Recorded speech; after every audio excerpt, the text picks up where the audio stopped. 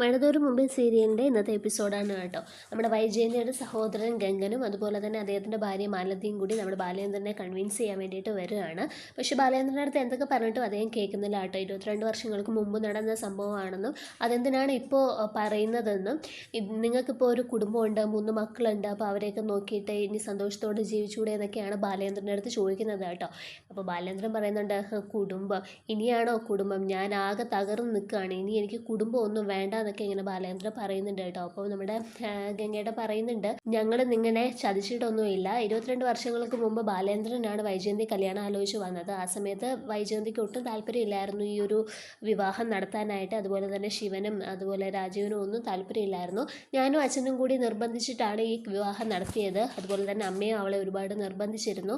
പക്ഷേ ഇനിയൊരു കുടുംബജീവിതം വേണ്ട എന്നും ആരെയും വഞ്ചിച്ചുകൊണ്ട് അയാളുടെ ഭാര്യയായിട്ട് ജീവിക്കാനായിട്ട് പറ്റില്ല എന്നും ഒക്കെ വൈജയന്തി അന്ന് ഒരുപാട് പറഞ്ഞതാണ്. പക്ഷേ അതൊന്നും കേൾക്കാതെ അയാളും അമ്മയും കൂടെ ചേർന്നിട്ടാണ് വൈജയന്തിയെ വിവാഹത്തിന് നിർബന്ധിച്ച് ബാലേന്ദ്രനെ കൊണ്ട് കല്യാണം കഴിപ്പിച്ചതെന്നൊക്കെ പറയുന്നുണ്ട് കേട്ടോ. അപ്പോൾ നമ്മുടെ ബാലേന്ദ്രൻ ചോദിക്കുന്നുണ്ട്, ഇഷ്ടമല്ലായിരുന്നുണ്ടെങ്കിൽ അതെൻ്റെ മുഖത്ത് നോക്കി പറയണമായിരുന്നു എന്നൊക്കെ ഇങ്ങനെ പറയുന്നുണ്ട്. വൈജയന്തിക്ക് തീരെ താല്പര്യമില്ലാതെ നടന്ന ഒരു വിവാഹമായിരുന്നു ബാലേന്ദ്രനുമായിട്ടുള്ളത് കേട്ടോ. എല്ലാവരുടെയും നിർബന്ധത്തിന് വഴങ്ങി ചെയ്തതാണ്.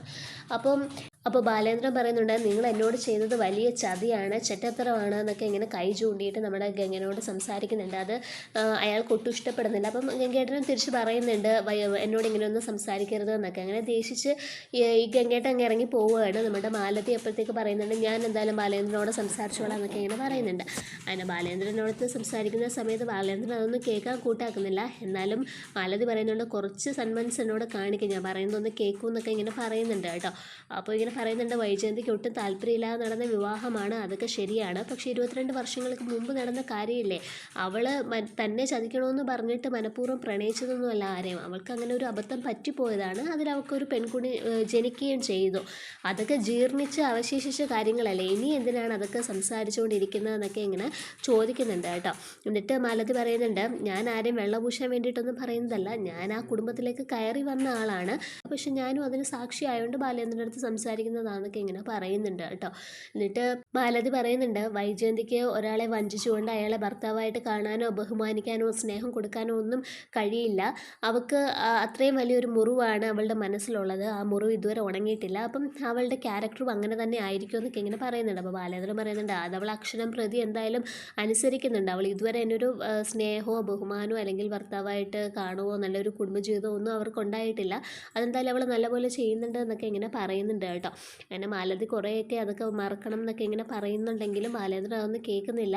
അതൊക്കെ ജീർണിച്ച് അവശേഷിച്ച കാര്യങ്ങളാണ്. ഇപ്പോൾ അതൊക്കെ എന്തിനാണ് പറയുന്നതെന്നൊക്കെ ചോദിക്കുമ്പോൾ ബാലേന്ദ്രൻ പറയുന്നുണ്ട്, ജീർണിച്ച് അവശേഷിച്ചു നിങ്ങളുടെ അടുത്ത് ആരാ പറഞ്ഞത്, അവളൊരു പെൺകുഞ്ഞിന് ജന്മം നൽകിയില്ലേ, ആ കുഞ്ഞ് എവിടെയെന്ന് ചോദിക്കുന്നുണ്ട്. അപ്പോൾ മാലതി പറയുന്നുണ്ട്, ആ കുഞ്ഞ് ഏതൊരു ഓർഫനേജിൽ ഏൽപ്പിച്ചു എന്നാണ് ഗംഗേട്ടൻ പറഞ്ഞത്. രാവണിയമ്മാവൻ അങ്ങനെയാണ് ഗംഗേട്ടൻ്റെ അടുത്ത് പറഞ്ഞതെന്നൊക്കെ പറയുന്നുണ്ട്.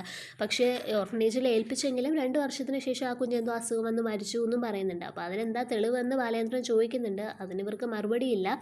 ആ കുട്ടി മരിച്ചോ ഇല്ലയോ എന്നുള്ള കാര്യങ്ങളൊന്നും അറിയില്ല. അതൊക്കെ രാവണിയമ്മാവനും അച്ഛനും മാത്രമേ അറിയുള്ളൂ. അവർ രണ്ടുപേരും ഇപ്പോൾ ജീവിച്ചിരിപ്പില്ല. അപ്പോൾ പിന്നെ ഞങ്ങൾക്ക് അതിനെ പറ്റിയിട്ടൊന്നും അറിയത്തില്ല എന്നൊക്കെ ഇങ്ങനെ പറയുന്നുണ്ട് കേട്ടോ. ഞാൻ ഇതൊക്കെ കേട്ടിട്ട് ബാലേന്ദ്രൻ ഒരുപാട് ദേഷ്യം വരുന്നുണ്ട്. ഞാനിതൊരിക്കലും മറക്കില്ല, എന്നോട് ചെയ്ത ചതിയാണ്, നിങ്ങൾ എന്നോട് ഒറ്റ കൊടുത്തതാണ് അല്ലെങ്കിൽ കുതുകാല് വെട്ടിയതാണ് എന്നൊക്കെ പറയുന്നുണ്ട്. അതിന് നിങ്ങൾ കുടുംബക്കാർ നല്ല മിടുക്കരാണ് എന്നൊക്കെ ഇങ്ങനെ പറഞ്ഞിട്ട് ഭയങ്കരമായിട്ട് ചൂടാവുന്നുണ്ട്. ഞാൻ പോവുകയാണ്, നിങ്ങളുടെ ഭർത്താവിനെ വിളിക്കാനൊക്കെ ഇങ്ങനെ പറയുന്നുണ്ട് കേട്ടോ. അങ്ങനെ മാലതി വന്നിട്ട് ഗംഗേട്ടൻ്റെ അടുത്ത് പറയുന്നുണ്ട്, ഇതെങ്ങനെയാണ് ഇപ്പം ബാലേന്ദ്രൻ അറിഞ്ഞത്, അറിയാൻ ഒരു സാധ്യതയില്ലല്ലോ, ഇത് അറിയാവുന്നതാകെ നമുക്ക് മാത്രമാണ്.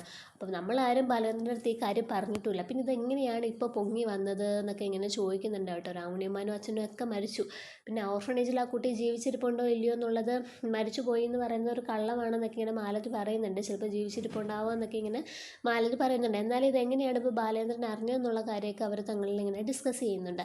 ഇതിനിടയ്ക്ക് നമ്മുടെ വൈജയന്തി ആണെന്നുണ്ടെങ്കിൽ സഹോദരനെ വിളിക്കുന്നുണ്ട്. വിളിച്ചിട്ടിങ്ങനെ ആദ്യം ഇങ്ങനെ വിശേഷങ്ങളൊക്കെ തിരക്കുന്നുണ്ടെങ്കിലും പിന്നീട് നമ്മളുടെ ബാലേന്ദ്രനെ കാണാനില്ലെന്നും ഉള്ള കാര്യങ്ങളൊക്കെ സംസാരിക്കുന്നുണ്ട്. അപ്പോൾ ഗംഗയുടെ തിരിച്ച് ചോദിക്കുന്നുണ്ട്, നിങ്ങൾ തമ്മിൽ എന്തെങ്കിലും പ്രശ്നമുണ്ടോ, അയാൾ എപ്പോഴാണ് വീട്ടിൽ നിന്ന് പോയത്, അങ്ങനെയുള്ള കാര്യങ്ങളെല്ലാം ചോദിക്കുന്നുണ്ട്.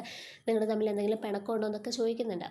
വൈജയന്തി പറയുന്നുണ്ട്, പിണക്കമൊന്നുമില്ല, പ്രശ്നങ്ങളൊന്നുമില്ല എന്നൊക്കെ പറയുന്നുണ്ട്. പക്ഷേ ബാലചന്ദ്രൻ ഗംഗനെ കാണാൻ വന്ന കാര്യമൊന്നും ഗംഗേട്ടൻ നമ്മുടെ വൈജയന്തിയുടെ അടുത്ത് പറയുന്നില്ല കേട്ടോ. ഞാനെന്തായാലും ഒന്ന് അന്വേഷിക്കാമെന്നൊക്കെ പറഞ്ഞിട്ടാണ് ഫോൺ വെക്കുന്നത്. അപ്പോൾ ഇതൊക്കെയാണ് ഇന്നത്തെ എപ്പിസോഡിനകത്ത് കാണിക്കുന്നത്.